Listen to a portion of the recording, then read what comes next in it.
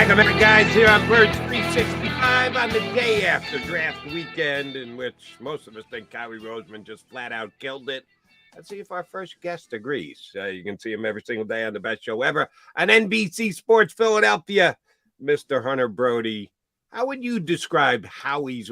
They got Weekend at Bernie's. How was Weekend at Howie's, Hunter Brody? Oh, it was fantastic. Are you kidding me? That was unbelievable. I was at a party on Saturday afternoon, and you know how when you go places, everyone you're with wants to talk sports with, and you're like, dude, I do this for a living. I kind of want to relax. Well, you get the whole, like, what do you think? And I tried telling them how incredible it was, but I felt the whole time I was doing Howie a disservice because I can't even fathom what he did. Man, Hunter, I want to criticize the guy that can't. I want to. And I'm trying to find reasons. I'm looking under every rock. By the way, what does the hat say? I can't see the hat. Oh, sorry. It says, I'd rather be watching the... Hold on a second. Go. Hold on. You know what I mean? There you go. All right. I'd rather be watching the birds. And that's because of Howie Roseman. Now, Peter Schrager was on the NFL Network. I don't know if you saw it, but he said a bunch of GMs around the league are getting tired of all the praise Howie Roseman is getting. And by the way, Howie in the past, he hates it when people say, oh, you're fleecing this guy, you're fleecing that guy, because he wants these idiots to pick up the phone. Keep coming, yeah. Right. And they keep picking up the phone and doing stupid, you know what? What if they don't want him to get praise, stop making it so easy for him. Is it that simple? Yeah, I mean, it is funny because I was thinking the same exact thing now because I saw another clip. There was somebody else going around, and I think it was a former GM. It was some TikTok, and he was saying, yeah, who's the one guy that when you see calling, you're like, oh, man, of course he says it's Howie Roseman because you're unsure on how this thing is going to go. And I guess, you get a little nervous working with him. Yeah, I mean, what's the alternative, though, right? Start doing bad things so then people feel obligated to work with you a little bit more. You just got to keep going about business. But I keep going back to when he lost the Super Bowl, his body language the first time he spoke to the media. Depressed, Hunter. He was so depressed. Right, because he realized that he put together a roster, and especially in that NFC where Jalen Hurts was balling at that level, and health. What are the odds you can get back to the bowl and be that healthy again? Probably 0%. So I think he is in killer mode because he recognized what he did last season was so outrageously good, and he's got to find a way to duplicate it. So he's got those killer eyes right now, and it's a beauty to watch. I'll at least say this, and this comes from many, many, many years ago. I actually used to be an athlete. Yeah, long time ago, but I used to be a baller. You want to play the best guy in the court. You want to get out there. You kid yourself. You talk yourself into, I can go by this guy. I can go over this guy. I can go around this guy. And then you go out there and you don't, but you take the challenge. And that's what I think other general managers, they see Howie on the phone and go, all right, I'll be the guy who gets the better of Howie Roseman in the trade. No, but you try, you take the call, you think you're the one before you actually pull the trigger on a deal. What if you're Jalen Reagor, though? That's like Jalen Reagor lining up against Darius Slay going, I'm going to beat this guy. Yeah, you realize exactly. You want the challenge. You might not get it done, but you do want the challenge. Yeah, you can think it. Hunter, the Philadelphia Eagles have become the University of Georgia North. And if you're going to tap into any one particular team, going to two-time defending national champion is probably a pretty good way to go about it. And it has worked at least year one with the players Eagles got. We know we didn't get much of a chance to see the two guys they took, but they'll hopefully both be on the field. Here's the question that I have. And again, we're nitpicking. We're trying to find questionable areas of what the Eagles done because it looks like all Grand Slam home runs. Can they have too many Georgia players? Is there a chance that it becomes a clique in the locker room, that it's all the Georgia guys and everybody else? I don't have a lot of fear with that this year with Brandon Graham and Fletcher Cox and Jason Kelsey, Super Bowl winning players who can flash a ring and tell these young Georgia studs, listen, get in line here. You haven't done anything in the NFL yet. But at some point, these veterans are going to leave the team. And then all of a sudden, it's going to be the Georgia locker room. And I think there's some of them that are tremendously work hard ethic young men. And then you have a couple of guys that have to prove themselves in the league. Can this at some point come back and become something the Eagles have to work hard just to keep in line because they've dedicated so much to one university coming in and one group of buddies / friends / pals / teammates somewhere else? I don't think so, because when you look at this room now, someone like Nakobe Dean last year sat on the sidelines and soaked it in like a sponge. And if we're talking about these guys down the road, when maybe Brandon Graham and Jason Kelsey, if he ever retires, is no longer here, I have too much confidence in Nolan Smith and Nakobe Dean and those players to realize, like, that's not what you do. I've seen what winning culture is like here. I watched on the sidelines when we were in the Super Bowl with TJ Edwards and Kaiser White, and I just saw what it was like to reach that goal and how it needs to be. And even same with Nick Sirianni, right? I'm sure you all saw the clip of him speaking with Nolan Smith and Jalen Carter saying, we're going to have fun. It's going to be good here. We're going to have laughs. We're going to show relationships, but it's going to be commanding and all. And I think that that's going to stay true. So no, I don't really have any fear of those guys becoming one clique and leaving anybody else out, because I don't know, I don't feel like that's what they will be taught by what's in the room now. And that's what they're all going to know the moment they step into an NFL locker room is this. So you're going to carry this on with you for your NFL career. That's how I think it will go. At least I don't have any fear. No. Okay. Yeah. And by the way, if you saw the introductory calls with Nolan Smith and Calais Ringo, hard not to be impressed with those guys. I mean, very hard not to be impressed with those guys. And you go back to Nakobe as well last year, same type of circumstance. It was funny how he told a funny story where he's asking, like, who scouts Georgia? And he's mentioning Bill Baya and Alan Wolking, and he's like, but and he mentioned he was down at Georgia, and Nick Sirianni asked him, who'd you like on defense? And he said, everybody. It's like, those guys are good scouts, but not because of Georgia. Like, how do you not see these players? They're all good. And now I want to go back to Carter, because obviously he's the most controversial because of the off the field issues. But again, I brought up at the beginning of the show, Hunter, he's not John Dillinger. He's an immature kid. He's not Robin Banks. He's not doing all this horrible stuff. Peter King wrote in his column, I wouldn't do it. I wouldn't do it. So I did think, there's a lot of GMs that can't do it. They can't draft Jalen Carter, because if it goes wrong, they're going to lose their job. Howie is like, man, if it doesn't work, it doesn't work. I'm going to be here. He does have that luxury. So if I look behind the curtain, I say one thing that Howie has a big advantage, that's Jeffrey Lurie. Is that fair to say? Yeah, I think it's absolutely fair to say. And another thing, too, is, we all got upset as a fan base. Not that the fan base takes is the end-all be-all here, but when you miss on a Jalen Reagor and a J.J. Arcega-Whiteside, someone who plays in a Pac-12 or whatever the case is, it's easy to criticize the GM. If someone like Jalen Carter or Jordan Davis or Nakobe Dean or Nolan Smith end up not panning out, it's hard to fault going to Georgia and landing someone with that type of talent. Maybe there's other variables and other things on why it didn't work, but it's, in my eyes, at least, it deserves less criticism, even though there was research to be done on Jalen Carter. It depends. It's case-by-case study, but I'm just talking about more on the field product. If it doesn't work, it's like, well, I got someone who was the best at their job in college football. What more can you ask from your general manager at that point? So, yeah, but I think it's fair that the relationship between Jeffrey Lurie and Howie Roseman are so strong that he has more wiggle room and a longer leash than others. And they also have a locker room. Going back to what Jody was saying earlier, this room is so mature and so professional that, if you have a lot of young guys in your locker room, I don't know if you have the luxury of being able to take that chance of molding someone like Jalen Carter after some poor decisions. So that's how I look at it. He does have a lot more than just his relationship with Lurie, but what he's built over the years in that room helps him out too. So he's got a lot going for him with the pick of Carter, but that was my first choice.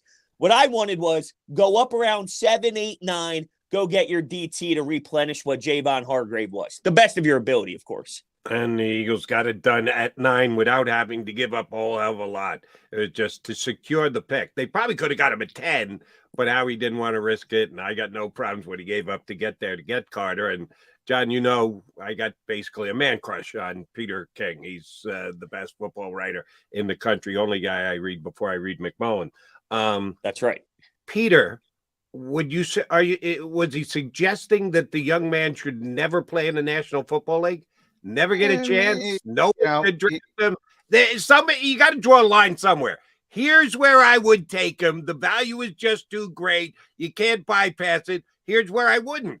So maybe more than 9 for Peter. I don't just please let me know where that line is where you go, I can't pass on him now. Even though I know he's got issues, even though I know he might have problems, he's just too good a player. I got no problems with the Eagles at 9. I have no problem at all. Now, and I encourage both you guys to go read it and see your spin. Here's my spin, and I'll get your thoughts, Hunter, first, is that, nobody's more plugged in than Peter. He talks to, if not every general manager, the vast majority of general managers. Mm-hmm. It's kind of what I was just talking about. So he's dealing with a bunch of cautious guys, scared of their freaking shadow. I can't take that chance. And he was very conservative, very cautious. How do you take that chance? And he gave Howie credit for his testicular fortitude. He used a different phrase, but I'll use that. I'm paraphrasing.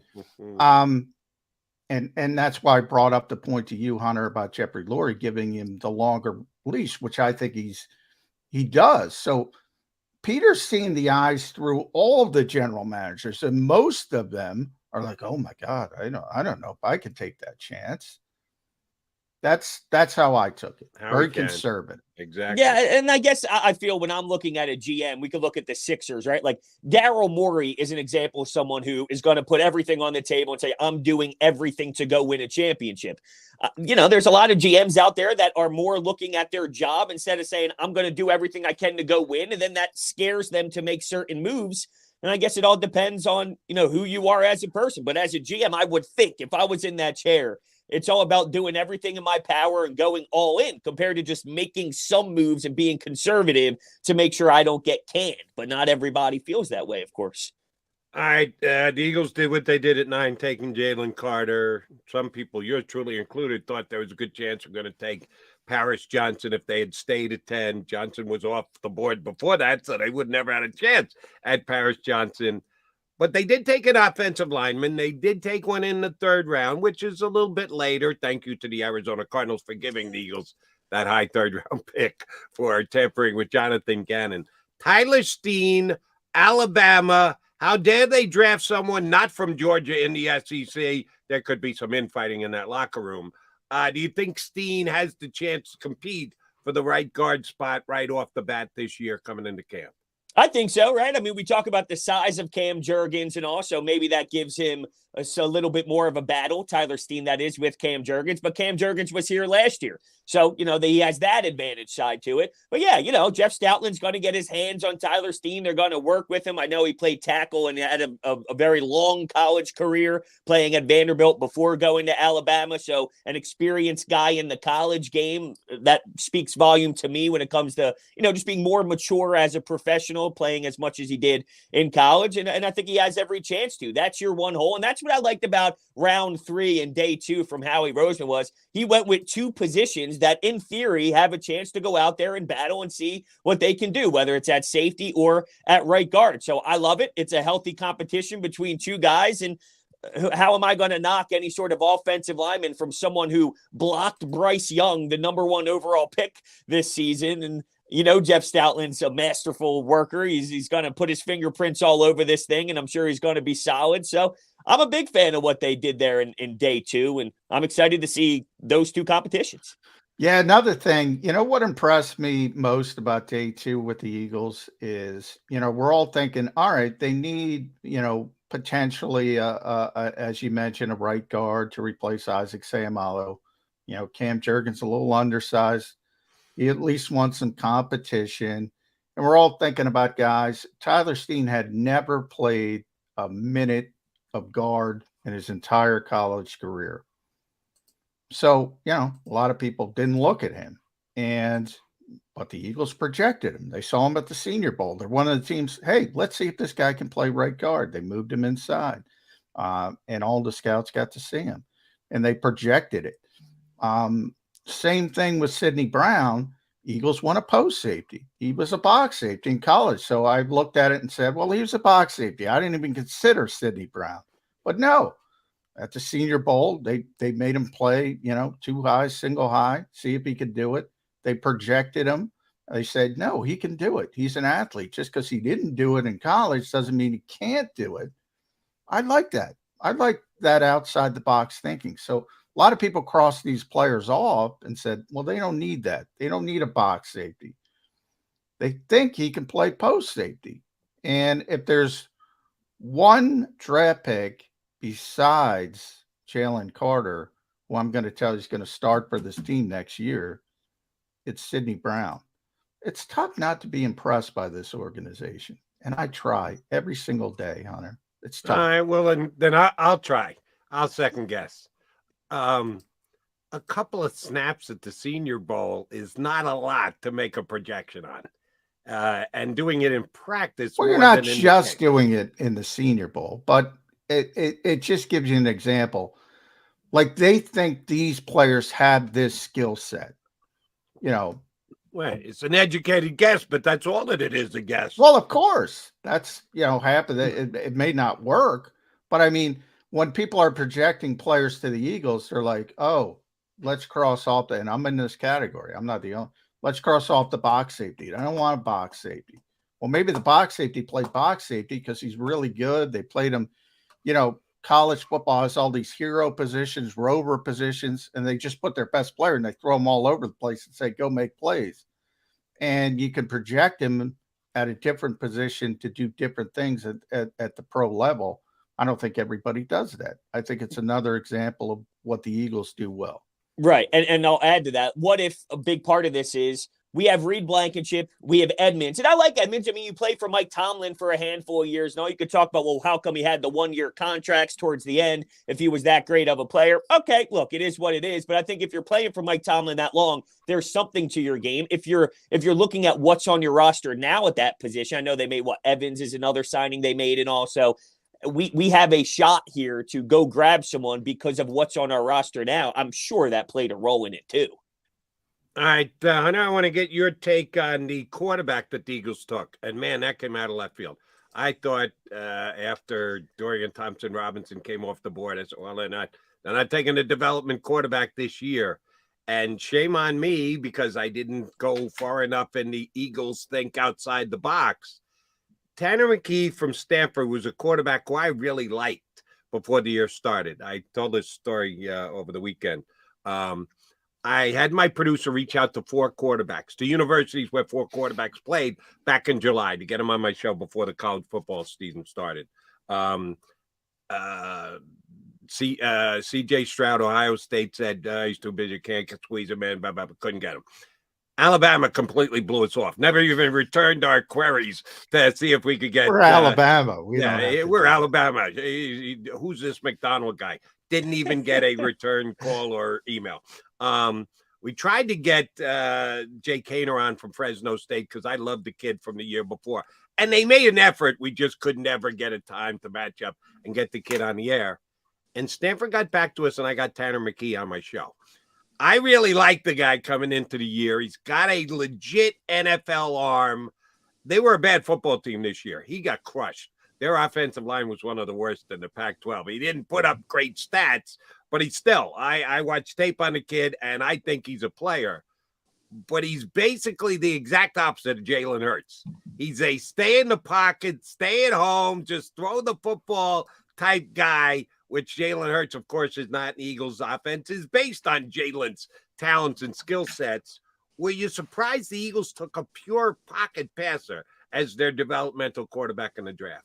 Yes, absolutely. It was a bit of a head scratcher for me, but after everything you do, you're allowed to have one of these without much question because everything else was so solid and so magnificent. But yeah, I mean, you would think because of the move to get Marcus Mariota, there's this vision on if we are going to have to use someone else for whatever reason in a game, we want it to be a certain style so it could be a plug and play situation with their offense. And then here comes this big dude who's just got a cannon of an arm. It's just one big project is all it comes down to for me. Is this is okay, we have the Philadelphia Eagles and our mindset is to go win a Super Bowl, and then off to the side is our Stanford quarterback that we're going to have fun with just to toy around and see what we can do. That's basically how I see it. I feel it's its own little identity. It's its own side project. You know, you're a construction guy. You got your main job, but then you flip houses to the side. This is the Eagles flipping houses to the side, probably. A little side gig on a Saturday morning. I'll tell you, it didn't surprise me at all, guys, because, Phillip Rivers, Nick Sirianni loves him, loves Phillip Rivers. I mean, can't get enough of Phillip Rivers. Brings him up every, it just has so much respect for him. He's more comfortable with a quarterback like Tanner McKee than he is. He had to learn to use a quarterback like Jalen Hurts. He's always said, I don't need my backup quarterback to have the same sort of skill set as the starting quarterback. Now, it just happened to work out that way with Marcus Mariota. Now, but their like of Marcus as a backup has more to do with the experience than the fact that he plays the same way. Because if you play the same way as Jalen Hurts, but you play it crappily, it doesn't really matter. So, and even when you go back to Gardner Minshew when he had to play, the Eagles coaching staff got a little juice those weeks because they're like, all right, we got to do some different things. It kind of gave him a little burst of energy. I don't think he has any problem. But in fact, he's more comfortable with the traditional 11 personnel, get the football out, do all that kind of Phillip Rivers crap. He had to learn how to use Jalen Hurts, and to their credit, they've done a brilliant job. But I think he's very comfortable toggling back and forth. Now, I don't know if Tanner McKee's going to be anything, but I think they're very, very comfortable. But just remember last year, Carson Strong was that guy that they brought in as an undrafted free agent. How's he doing? He was a pocket quarterback. Well, he was hurt too. I mean, and Carson, he had a bad shoulder. He had this reputation of having this big arm, and it wasn't there. I don't know. He was in the XFL or USFL, but quarterbacks are quarterbacks. Developmental. Football? I didn't even know that. I think I have to double check. But before, last one for me, Broads, and at Broads81, the best show ever, 97.5, NBC Sports Philadelphia. Running back, baby, we got to talk about it. All these knucklehead Bijan people. Where are they? Where are they? Where were they?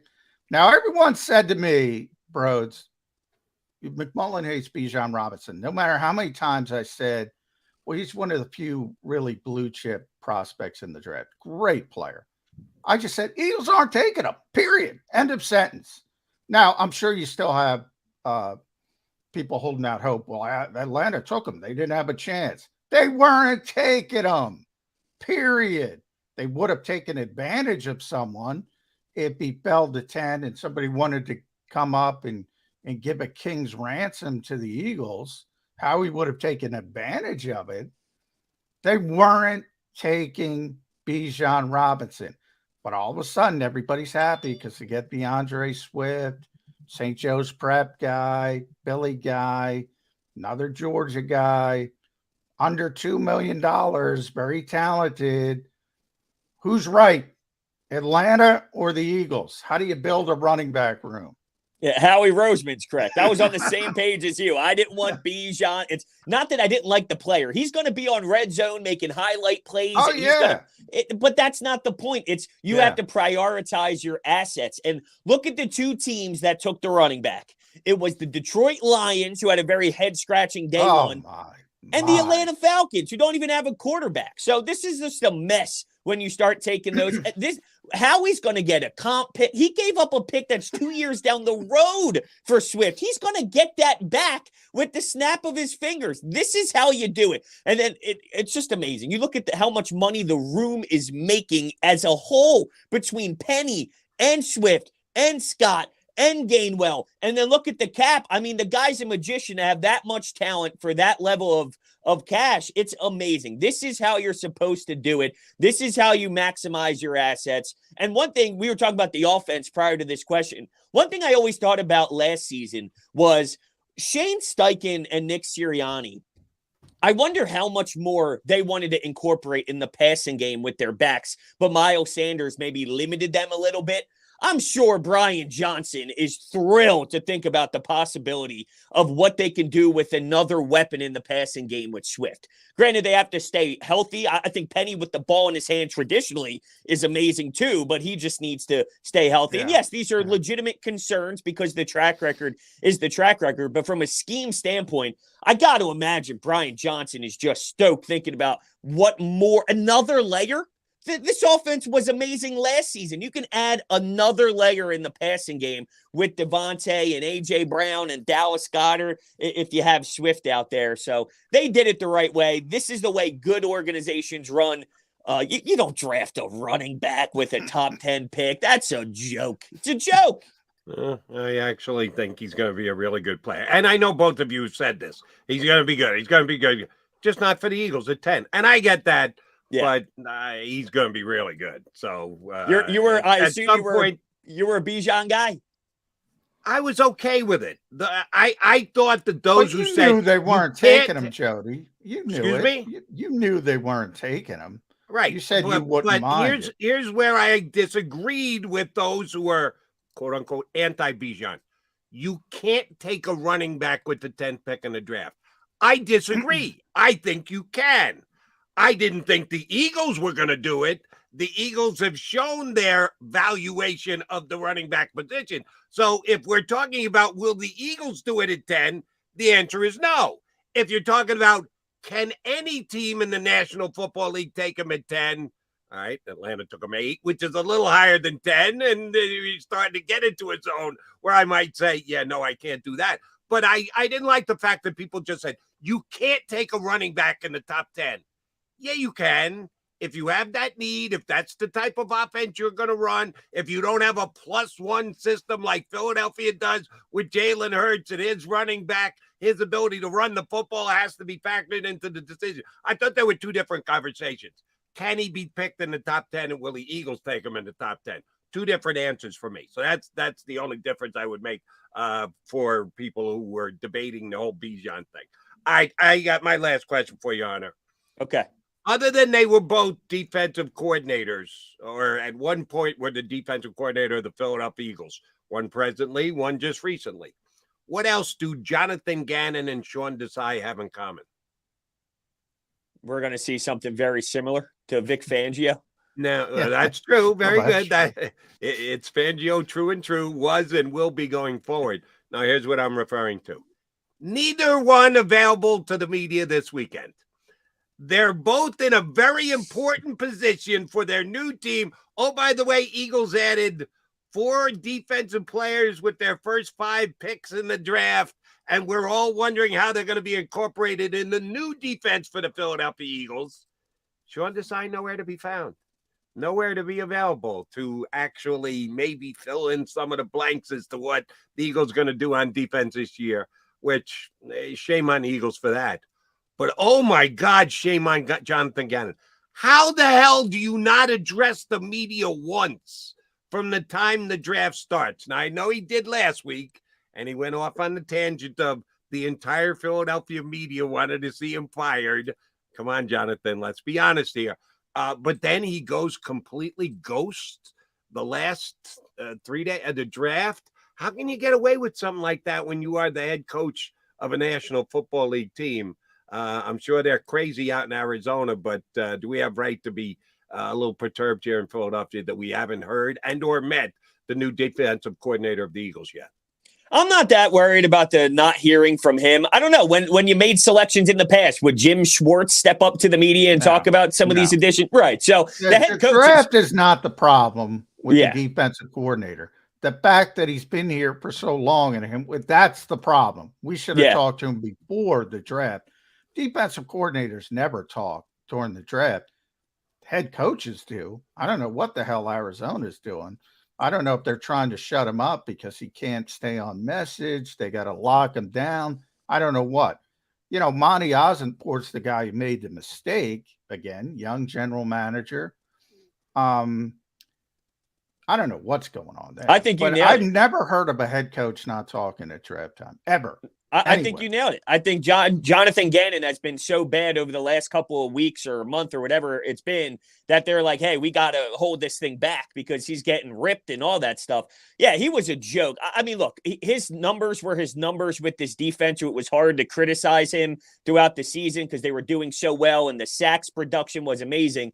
But there was just something that rubbed me the wrong way about him the whole time. And it wasn't just the you need to blitz more thing. You could just smell a fraud.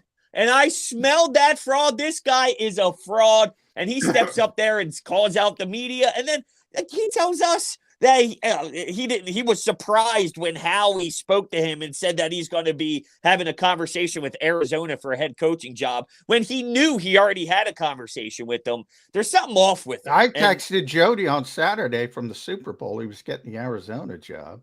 Yeah, Jody can tell you that. Everybody knew he was. And John, let me ask you this: wasn't there a person he picked off Sirianni's staff in a very disappointing way? That Sirianni was a little upset with how he took him? Nick Rollis, yeah. There was sort of like an unwritten rule, maybe. Yeah, unwritten rule. But those two are very close. They were gonna lose. So that's one. You know. Look, everybody knows I like Jonathan Gannon. Here's the thing with Jonathan Gannon.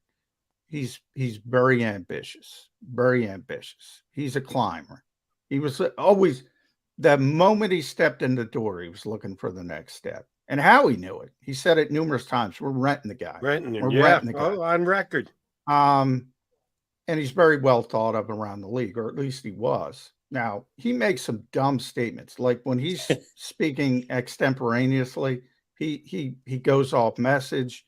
You go back here when he said, remember when he said Howie was involved in game planning? Remember that? Yeah. That's just a bad mistake. When he talks off the cuff, he makes too many mistakes. He's got to lock that stuff down. But I will say this. Look, the NFL's rules are stupid, right? If Monty Ossenport didn't get the job when he got the job as the GM, he would have talked to Gannon earlier, and he would have been able to talk to him after the NFC Championship game. But you can't have first interviews after the NFC Championship game. It's sort of a stupid rule. This assumption that everybody needs a scapegoat, and Jonathan Gannon, I even heard from somebody who I respect a lot, saying, oh, that's why they brought Vic Fangio in, because Jonathan Gannon wasn't doing his job. Vic Fangio wasn't even helping the defense, you morons. He was helping the offense.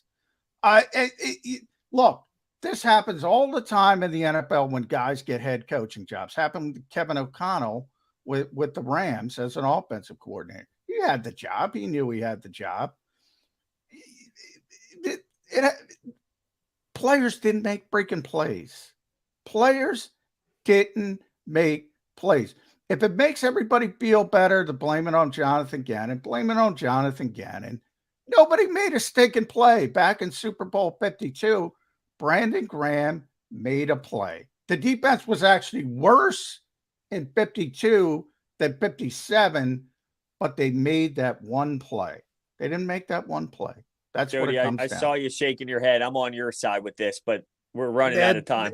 You got two walk-in touchdowns. That's communication. That's partially on Gannon's play. I'm not giving him the pass in the Super Bowl that John is. I like the guy too. I like him better than you do. I've never once called him a fraud like you just did. But I will do that. Yeah, you called him a fraud. Here's my last question for you, Hunter, and thank you for staying a little extra. Sure. I've pointed out a couple of potential, not guaranteed, but potential questions that could arise from this weekend and the like. And I see on the stream, I've been called both senile and Negadelphia because I play devil's advocate and just what. Who's going to play special teams if they've got 5 running backs? How dare you suggest anything not be perfect about this team? Well, I'm playing devil's advocate, all right? I'm trying to get a little balance to the show. We could sit here for 2 hours ago. Howie Roseman is the greatest general manager in the history of the National Football League. It get pretty friggin' boring pretty fast. By the way, I got shat on when I said Howie was the best GM in football 3 years ago. Things change over time, and people flip-flop. Who on your show today will play the devil's advocate role that will actually dare to point out that while overall it's going to be 4 for 4 because it's 3 for 3 right here, right now. Yes, the Eagles did great. The Eagles had a great weekend. The Eagles are the favorite to go back to the Super Bowl again. Do we need to preface it with that every single segment? Okay, maybe we do. But they're not going 20-0 next year, okay? If they do, oh my God, will I take crap for this? I'm going to go out on a record, on a level right now and tell you, the Eagles will not go 20-0. So they're going to lose a game. So yes, I'm Mr. Negadelphia again. Who's going to be the individual who will today say, yeah, but on your show, best show ever? Man, I don't know because it's so hard considering it all went not really easy. Well. Not easy being me. Well, see, me and Ty are probably going to be all giddy and all excited, and so is Jen. I think with the sleeper pick, if you will, would be Ricky Bo. Ricky will try and turn it because we're going to be so pumped and so excited. Like, well, hold on a second. What if? And then he'll give us some scenario that we'll look at him and shake our head and give him one of those. So I'll say Ricky Bo. If the Phillies had swept the Astros, it definitely would have been Ricky. Yeah, he's going to walk in and go, wait a second. Astros, not Eagles. Yeah, he's going to walk in and go, we're not talking about the Astro series today? Yeah, Hunter, great stuff. Appreciate you coming on board. Always fun. Catch him on 97.5. Sorry for ranting. Kept you late. No. Sorry, Hunter. That's all good stuff. We love it. All right.